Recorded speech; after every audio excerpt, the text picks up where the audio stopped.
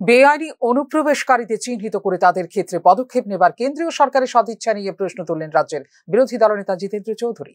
শুধুমাত্র নির্দিষ্ট একটি জাতিগোষ্ঠীকে বাদ দিয়ে সংশোধন করা হয়েছে সিএএ আইন। প্রথমে 2014 সালের 31শে ডিসেম্বর পর্যন্ত ডেডলাইন ঘোষণা করা হলেও পরবর্তী সময়ে তা আরো 10 বছর অর্থাৎ 2024 সালের 31শে ডিসেম্বর পর্যন্ত বৃদ্ধি করে কেন্দ্রীয় গৃহমন্ত্রক। নির্দিষ্ট একটি জাতিগোষ্ঠীকে বাদ দিয়ে প্রায় সব জাতিগোষ্ঠীকে ছাড় দেওয়া হয়েছে ক্ষেত্রে। তাহলে প্রকৃত অনুপ্রবেশকারীদের চিহ্নিত করে এই ক্ষেত্রে কিভাবে পদক্ষেপ নেবে কেন্দ্রীয় সরকার, তা নিয়ে প্রশ্ন তুললেন বিরোধী দলনেতা জিতেন্দ্র চৌধুরী। এরকম কথা শোনাচ্ছেন এবং কিছু লোককে উৎসাহিত করে রাস্তায় নামাচ্ছেন। তার মন্ত্রক, হোম অ্যাফেয়ার্স মিনিস্ট্রি, তারাই তো আবার সিটিজেনশিপ অ্যামেন্ডমেন্ট অ্যাক্ট করে 2014 ইংরাজির 31শে ডিসেম্বর পর্যন্ত যারা এইভাবে বেআইনি অনুপ্রবেশ করেছে তাদেরকে নাগরিকত্ব দেওয়ার জন্য, শুধু একটা নির্দিষ্ট সম্প্রদায় বাদে। তাহলে তার হুমকির সাথে তার এই ভূমিকার এটা সম্পূর্ণ হাস্যস্কর, সম্পূর্ণ পরস্পর বিরোধী। এবং সর্বশেষ গত সপ্তাহে অমিত শাহর মন্ত্রক যে একটা নোটিশ জারি করেছে, যে ডেডলাইন ছিল 31শে ডিসেম্বর 2014 ইংরাজি, এখন এটাকে আরো 10 বছর পিছিয়ে 31শে ডিসেম্বর 2024 সাল করেছে। কাজেই যে সমস্ত বন্ধুরা মাননীয় স্বরাষ্ট্রমন্ত্রীর এই বক্তব্যে উৎসাহিত হয়ে গ্রামে গঞ্জে প্রচার করছেন যে ত্রিপুরাজ্য থেকে সব বিদেশি আবার চিহ্নিত হবে, বের হবে, এই নোটিশের পর তারপরও কি মনে হয় হবে?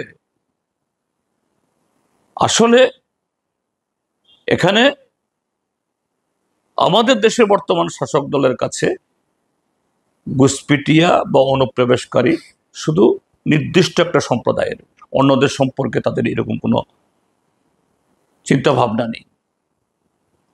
কাজেই আমাদের দাবি তোলা দরকার, বরঞ্চ আমরা সমস্যারে এটা ওঠানো দরকার, সিএএ বাতিল করা হোক। কেননা সিএএ এটা সংবিধান সম্মত না। আমাদের দেশে কোনো আইন ধর্মকে ভিত্তি করে হয় না, কিন্তু এরকম একটা সংবিধান বহির্ভূত আইন প্রণয়ন করে এটা বিভাজনের রাস্তাটাকে এটাকে প্রশস্ত করছে। রাজ্যে অনুপ্রবেশকারীদের হাতে আধার কার্ড, পিআরটিসি ইত্যাদি গুরুত্বপূর্ণ নথি তুলে দিতেই রাজ্য সরকারের একাংশ কর্মচারী যুক্ত রয়েছেন, যাদের কারণে দালালদের মাধ্যমে বেআইনি অনুপ্রবেশকারীদের হাতে পৌঁছে যাচ্ছে গুরুত্বপূর্ণ নথি। এই সকল নথি দিয়ে ফ্ল্যাট, জমি ইত্যাদি ক্রয় করছেন বেআইনি অনুপ্রবেশকারীরা বলেও এদিন অভিযোগ করেন বিরোধী দলনেতা জিতেন্দ্র চৌধুরী। আমরা যে কোনো ভারতীয় ত্রিপুরাবাসী কেউ এটাকে অস্বীকার করবে না, হ্যাঁ, যে এই রাজ্যে অনুপ্রবেশ অতীতে হয়েছে, এখনো কিছু কিছু হচ্ছে। সরকারি মেশিনারি, বর্ডারে বিএসএফ কাঁটাতার বেড়া থাকা সত্ত্বেও তাদের শিথিলতায় আর আমাদের অফিস কাছারির সাথে কিছু দালাল, এদের মাধ্যমে এরা এদেশে পা দেবার আগেই আধার কার্ড, সিটিজেনশিপ কার্ড, পিআরটিসি এগুলো সংগ্রহ করে নিচ্ছেন এবং সেই কাগজপত্রের জোরে কেউ কেউ আগরতলা শহরের ফ্ল্যাট কিনছেন, জায়গা কিনছেন। সংখ্যা হয়তো এই মুহূর্তে হাজার হাজারে হবে না, কিন্তু এগুলি হচ্ছে, কিন্তু কেউ অস্বীকার করে না। 2019 সালে ডিসেম্বরে পাস হয় সিটিজেনশিপ অ্যামেন্ডমেন্ট অ্যাক্ট।